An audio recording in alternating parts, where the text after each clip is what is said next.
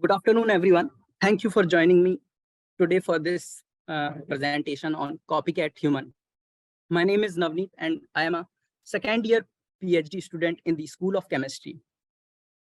Today, in this presentation, we will explore how natural sources are inspiring human for solving real world problems. So you can see that uh, these birds fly very high. They encounter with high speed air.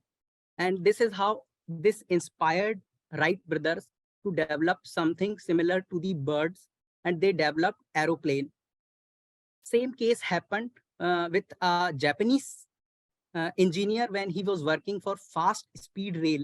But because of the continuous cyclones in Japan, it was so much problematic to develop something which can move against the wind on land. So by watching a snake moving very fast, he got inspired, and he gave design of a snake head to the train. And this is how bullet train arrived. Carbohydrates basically are made up of glucose. When many glucose units are linked together, they form starch, corn starch or potato starch you have heard of. The basic unit which is involved in starch is called as amylose.